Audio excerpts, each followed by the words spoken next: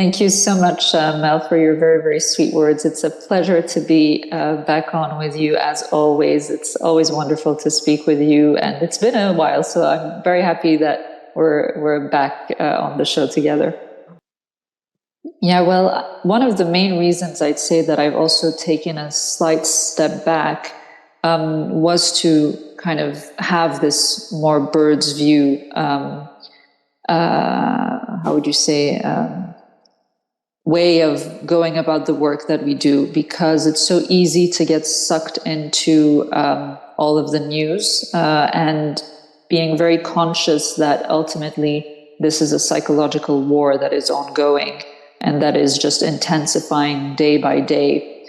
There's a necessity to preserve oneself that is very high, and whether it's for you, for me, for anyone listening, to be very mindful when you're consuming the news. When you're looking at the different developments, breaking news, and it really feels like there is a very much engineered aspect to all of these unfolding events. Some of them, obviously are organic, but how they're being pushed through the algorithm, through the mainstream media and all of that is very much a deliberate attack on our minds, to fracture us on a mental level, on a spiritual level, to put us in a position where we're always made to question what is real and what is not. Shane Cashman refers to it as the war on reality.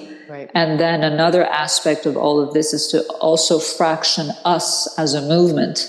Yes. And, I'm seeing an increasing division, between all of us. We can agree on this, but then we disagree on that. And then, the movement feels like it's been, broken down in a way that it's quite difficult to advance as a unified movement. So I'm observing all of this, but really from the angle of psychological warfare. And I'm actually writing an article on psychological warfare for my Substack, which I'll publish, in the next couple of weeks. But yeah, there was a very much conscious stepping back and trying to observe this a bit more with a distance and not getting sucked in. And, I can't stand Twitter. I see its use. And, to be able to be aware of what's going on, it's a very important tool. But we must not forget that this is very much a honeypot, data mining operation. And whatever we're feeding into the algorithm, we need to be very mindful of. And whatever we're consuming that the algorithm is pushing in our face, we also need to be very mindful of. So my main message in closing, about this topic is to be aware that we're being played big time. Yeah. Oh yeah, you go way back to some of the declassified documents, as you mentioned, and quotes by Alan Dulles, and Yes. this very much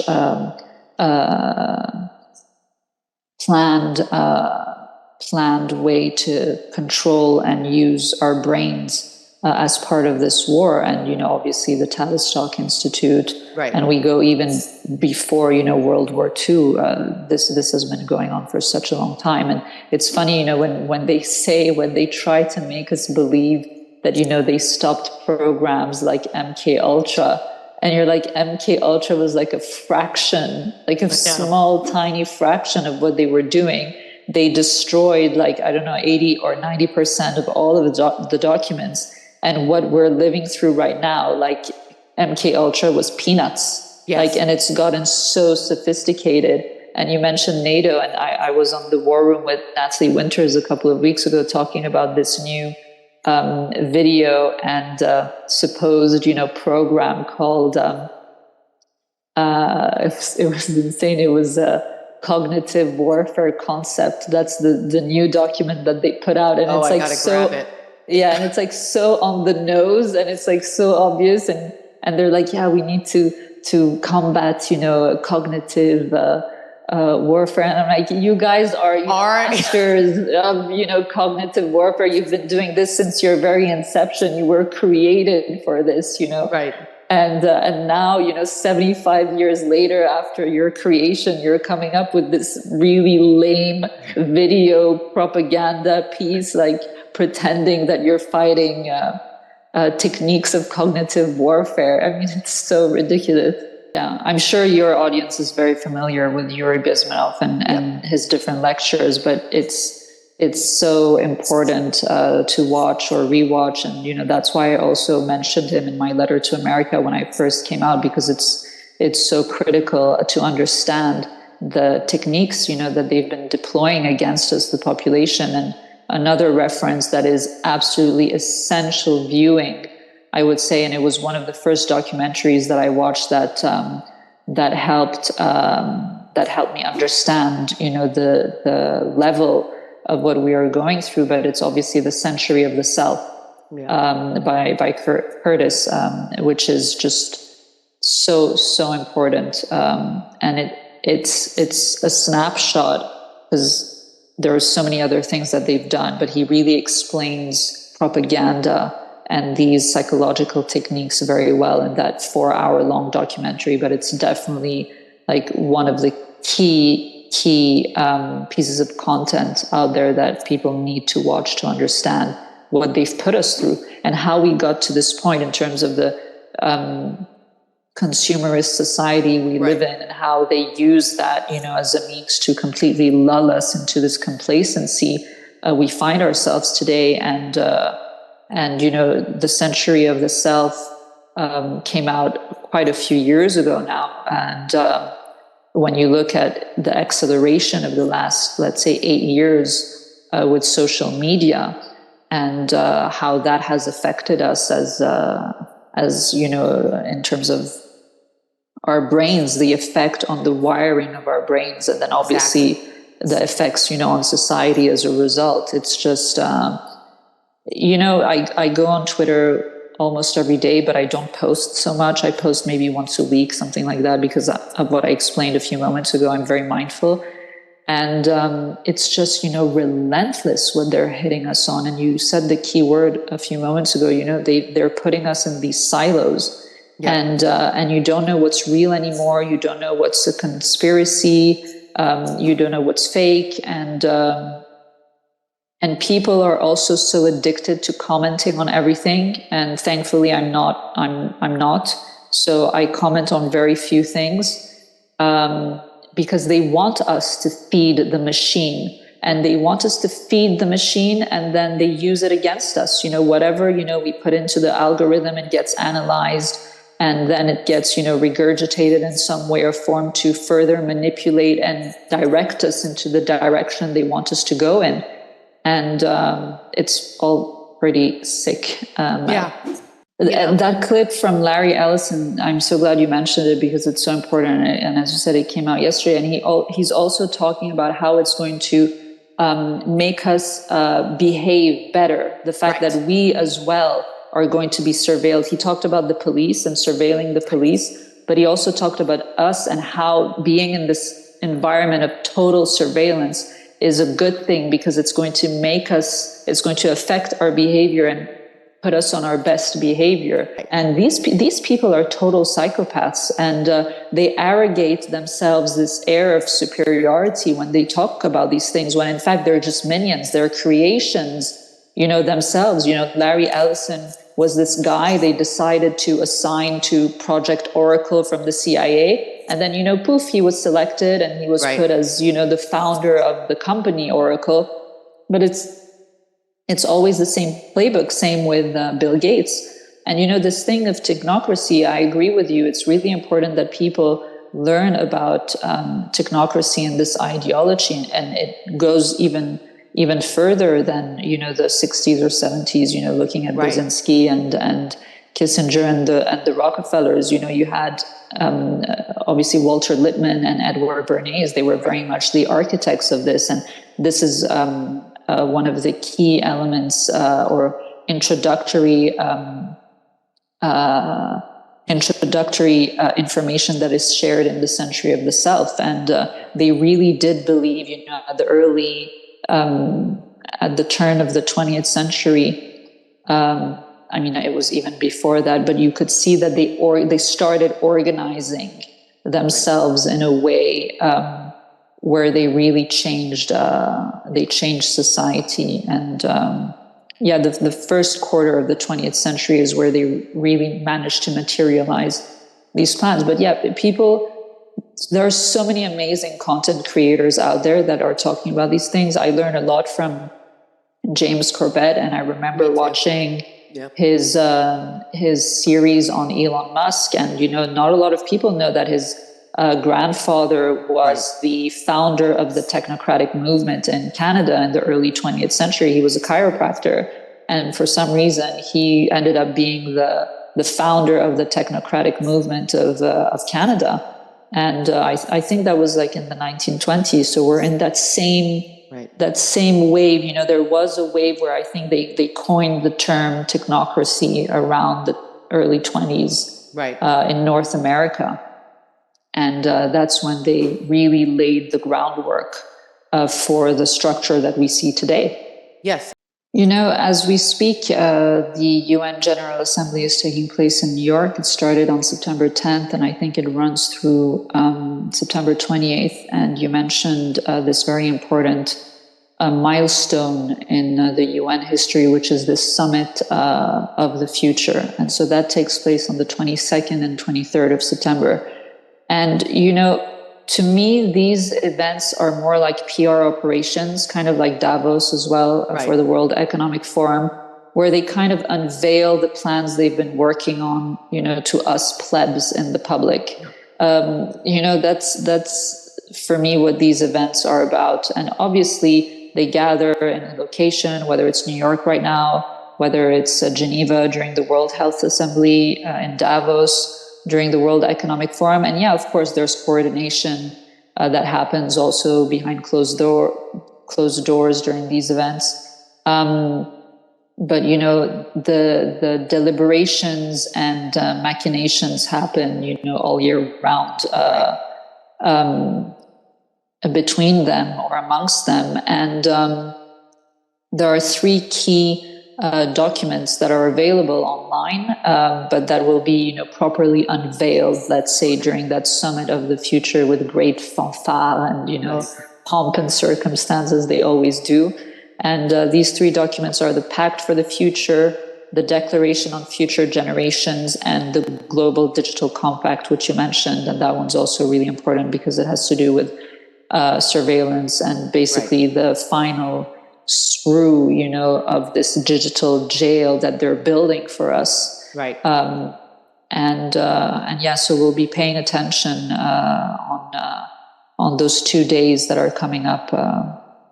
People are completely sleepwalking into digital gulags that have been set up for us over years and years through such partnerships. And that partnership specifically that you just mentioned, there's also this plan to commodify every single thing on planet Earth so that they can continue ripping us off, all of us.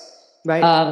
But it's just, we are at a key moment in history where this is really the culmination point. There's a reason why they're insisting on 2030, the SDGs, Sustainable Development Goals, and how they need to hit that mark. Because it's the concretization. Can you say that word? Yeah. Concretization. Solidifying. Sorry, that's probably a total translation from French. But they're finalizing, these plans that they've been working on for so many decades and through so many generations, Right. And the time to reject it is now before it's too late, because as you said, I don't think people really appreciate how restrictive the life is going to be. They really do want to monitor everything we consume, all of our movements, whatever we say, the censorship aspect of it, they're really ramping it up across the West.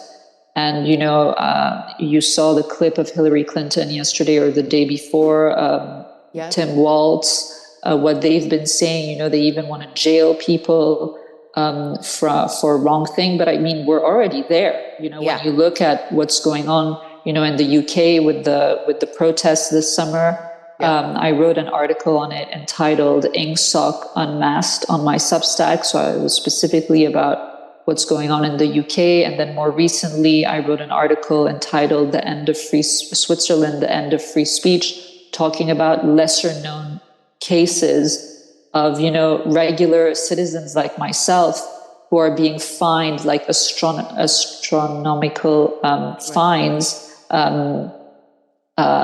and, you know, getting, you know, jail sentences or probation for tweets. You know, it's insane. And they're using the system against us. You know, in our Swiss Constitution, Article 16 guarantees our right to free speech, but then in our penal criminal code, they have, you know, this article, if I remember correctly, 261B, where, you know, it's so wide the way it's written, anything can fall under the category of hate speech. You know, and so you have these situations where one of my friends who is an anon, who I know in real life, on Twitter, he goes by the name of Barbouille, and he commented, you know, below a video of a man who was in a classroom indoctrinating children, you know, telling them what LGBTIA plus Q whatever stands for, and my friend, you know, made a play on words and wrote DGNRES, you know, in French for degenerates, and then added the plus, and it was really funny, you know. And for that tweet, he got fined almost the equivalent of $7,000 and 2 years probation just for that tweet. Thank you so much, Mel. I really appreciate it. Maybe before I go into the project, I'd just like to say that I agree with your message, and part of taking a step back was also to reconnect, you know, with myself, but also just be present in, you know, it's important that we be present in our own lives and, you know, in our own environment, and disconnect from all of the noise that they suck us into. And your analysis, you know, with regards to reality TV and all of that was so spot on. You know, they're really, on so many levels, they're trying to disconnect us of the essence of what it means to be a human being, and to disconnect us from the divine and from our relationship with God. So both relationships with ourselves and with, you know, the higher power with God. And that's why they've been poisoning us, mind, body, and soul, as I wrote. And as I say, really on all these fronts, there's been a concerted effort to diminish human beings in that sense, to better control us. And so there are so many different fronts, you know, whereby they attack us. And this latest project that I've been working on, you know, was born out of, you know, just creativity and camaraderie with three friends of mine. You know, three friends of mine who don't do the same type of work at all, but who are very much aware and awake to what's going on in the world. And we basically created like products like merch. I can show you, I'm wearing one of the designs. Your brain on AI, you know, with the blob. It's and basically excellent. We created stuff that we wanted to wear first and foremost as a way to like share a message and take a stand, but also with the hopes of sparking a conversation with people who would, you know, do a double take when seeing our designs, because they're quite arresting, like the one I'm wearing. And, you know, when I do wear it here in Geneva, like people do a double take, you know, like, oh, what is this, you know? And some people don't agree, because some people think that AI is the coolest thing since sliced bread. And other people do see that there is a real danger there. And it's about, you know, in your own environment, in your life, doing the little things that you can do to raise this awareness, this level of awareness, and that, you know, frequency. And even though we delve into these topics, so the first front of that war where our humanity and the biological human is being attacked that we decided to focus on is the digitization. Right. But obviously we're going to expand. But first we started with the digitization of society and of human beings ourselves. When we look at, the microchips and, the smartphones being extensions of our being and all of that, and how they're really trying to erode what we refer to as the biological human. And the message that we try to convey with antimatters, that's the name of the project, the message that we're conveying is that we need to protect the natural expression of the biological human, because that's what they're trying to destroy. Yes. And so on our website, antimatters.world, we have lots of information there. We have a resources page where you can learn about the dangers of digitization. Yep. And learn about what I refer to as the digital dystopia that is closing in on us. And so we have articles, books, videos, and then obviously you have the shop section where you can look at all of our different designs, and hopefully you'll enjoy them as much as we enjoyed creating them, because it's been actually quite fun. Oh yeah, that was so obvious to us that we weren't going to use any AI for anything. So it's 100% human made, even for the copy of the, everything we wrote ourselves, no chat GPT or anything of the sort. And that's our tagline, human made. No AI human made. That's actually the tagline to antimatters and for these products. And the four of us are very creative. We have our in-house designer, I'll just say her initial M, who is absolutely brilliant. And the four of us, we discuss, the ideas of what we want to bring into life. And then she's so cool because she then manages to, create it, bring it to life. And to that point, she also hand drew every single font, not the font of the text on the website, but I mean the font of the logo and the font this. She actually hand drew this. So everything is really human made. And, whatever happens with antimatters, we proved our point, and you mentioned it, we're four of us, starting with the four of us. We're hoping we're going to grow this collective and other artists and, people who are sensitive to the preservation of what makes us human will join us on board, and sign up to our newsletter and see where we take this, But we proved our point, four humans can get together and, out of this, we created something, and we were very proud to work together and to do this. And it's been wonderful to work together. We're a great team. And so, we proved the point that human beings, we're very resourceful, and the greatest power is God. And through him, we've been bestowed with certain qualities, each of us in our lives, and it's up to us to do something with it. But I really do believe, you use the word backlash because we are at this culmination point, and I'm hoping we're going to see, and I think we are going to see more and more people try and tap into this energy and try to bring this energy forth to counter all of this wretchedness that we've been talking about for a few years now and denouncing and warning people about. And yes, it's important to be aware of what they're trying to do to us in order to fight it. And then we need to see what we can do, each of us in our own lives, to counter it. And I think we're moving in a phase of this fight where we're going to be much more solutions oriented. And I